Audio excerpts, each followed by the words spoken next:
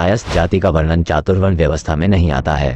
इस कारण विभिन्न उच्च न्यायालयों ने इनको विभिन्न वर्णों में बताया है। पटना व इलाहाबाद के उच्च न्यायालयों ने इन्हें द्विजों में माना है। कायस्थ शब्द का उल्लेख विष्णु धर्म सूत्र में मिलता है। इसमें कहा गया है कि कायस्थ राज्यसभा में लेखन कार्य हेतु नियुक्त किए जाते थे। प्रारंभ में कायस्थ व्यवसाय प्रधान वर्ग था, लेकिन बाद में कायस्थों का संगठन एक जाति के रूप में विकसित हो गया। कायस्थ वर्ग परंपरागत लिपिकों अथवा लेखकों का वर्ग था। स्वामी विवेकानंद ने अपनी जाति की व्याख्या कुछ इस प्रकार की है।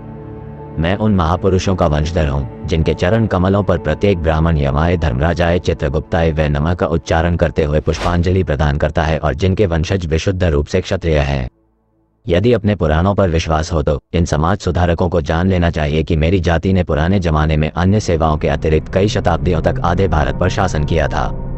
यदि मेरी जाति की गणना छोड़ दी जाए तो भारत की वर्तमान सभ्यता का शेष क्या रहेगा? अकेले बंगाल में ही मेरी जाति में सबसे बड़े कवि, इतिहासवेता, दार्शनिक, लेखक और धर्म प्रचारक हुए हैं। मेरी ही जाति ने वर्तमान समय के सबसे बड़े वैज्ञानिक जगदीश चंद्र बसु से भारतवर्ष को विभूषित किया है। स्मरण करो, एक समय था जब आधे से अधिक भारत पर कायस्थों का शासन था। कश्मीर में दुर्लभ बर्धन कायस्थ वंश, काबुल और पंजाब में जयपाल कायस्थ वंश, गुजरात में बल्लभी कायस्थ राजवंश, दक्षिण में चालुक्य कायस्थ राजवंश, उत्तर भारत में देवपाल गौड़ कायस्थ राजवंश तथा मध्य भारत में सातवाहन और परिहार कायस्थ राजवंश सत्ता में रहे हैं। अतः हम सब उन राजवंशों की संतानें हैं। हम केवल बाबू बनने के लिए नहीं, अपितु हिंदुस्तान पर प्रेम, ज्ञान और शौर्य से परिपूर्ण उस हिंदू संस्कृति की स्थापना के लिए पैदा हुए हैं। कायस्थ जाति अपनी वंशोत्पत्ति ब्रह्मा के पुत्र चित्रगुप्त से मानते हैं। चित्रगुप्त ने 2 विवाह किए। प्रथम विवाह धर्मशर्मा ऋषि की पुत्री ऐरावती के साथ किया, जिनसे चारु, सुचारु, चित्र, मतिमान, हिमवान, चित्रचारु, अरुण, जितेंद्री नाम के 8 पुत्र हुए। दूसरा विवाह मनु की पुत्री दक्षिणा के साथ हुआ। दक्षिणा से भानु, विमान, बुद्धिमान, वीर्यमान नाम के 4 पुत्र हुए।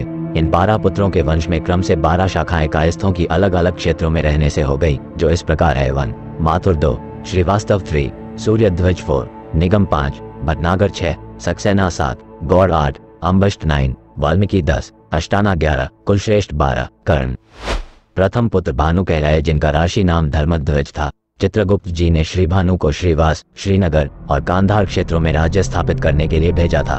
उनका विवाह नागराज वासुकी की पुत्री पद्मिनी से हुआ था एवं देवदत्त और घनश्याम नामक 2 पुत्रों हुए।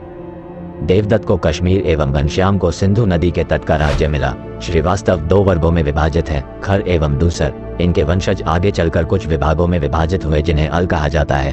द्वितीय पुत्र विभानु हुए, जिनका राशि नाम श्याम सुंदर था। इनका विवाह मालती से हुआ। चित्रगुप्त जी ने विभानु को कश्मीर के उत्तर क्षेत्रों में राज्य स्थापित करने के लिए भेजा। इन्होंने अपने नाना सूर्यदेव के नाम से अपने वंशजों के लिए सूर्यदेव का चिन्ह अपनी पताका पर लगाने का अधिकार एवं सूर्यध्वज नाम दिया। अंततः वह मगध में आकर बसे।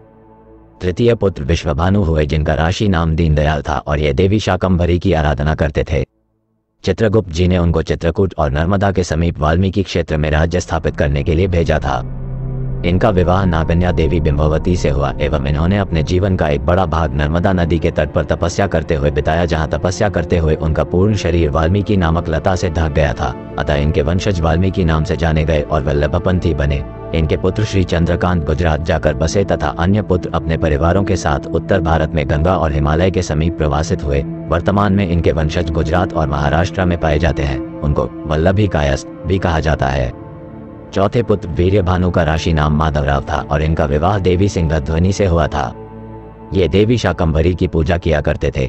चित्रगुप्त जी ने वीर्यभानु को आदिस्थान या अधिष्ठान क्षेत्र में राज्य स्थापित करने के लिए भेजा। इनके वंशजों ने आदिष्ठान नाम से अष्टाना नाम लिया एवं रामनगर, वाराणसी के महाराज ने उन्हें अपने 8 रत्नों में स्थान दिया। वर्तमान में अष्टाना उत्तर प्रदेश के कई जिले और बिहार के सारण, सिवान, चंपारण, मुजफ्फरपुर, सीतामढ़ी, दरभंगा और भागलपुर क्षेत्रों में रहते हैं। मध्य प्रदेश में भी उनकी संख्या है। ये 5 अल में विभाजित है।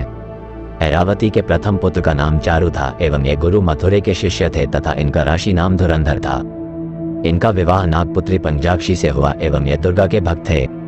चित्रगुप्त जी ने चारु को मथुरा क्षेत्र में राज्य स्थापित करने के लिए भेजा था, अतः इनके वंशज माथुर नाम से जाने गए। तत्कालीन मथुरा राक्षसों के अधीन था और वे वेदों को नहीं मानते थे। चारु ने उनको हराकर मथुरा में राज्य स्थापित किया। तत्पश्चात इन्होंने आर्यावर्त के अन्य भागों में भी अपने राज्य का विस्तार किया। माथुरों ने मथुरा पर राज्य करने वाले सूर्यवंशी राजाओं जैसे इक्ष्वाकु, रघु, दशरथ और राम के दरबार में भी कई महत्वपूर्ण पद ग्रहण किए।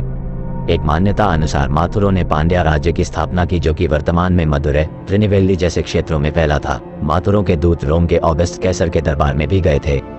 तो दोस्तों, इस वीडियो में बस इतना ही। आगे भाग 2 में देखेंगे। तो यदि असर एजुकेशन चैनल पर नए हैं तो कृपया हमारे चैनल को लाइक, शेयर और सब्सक्राइब कीजिएगा।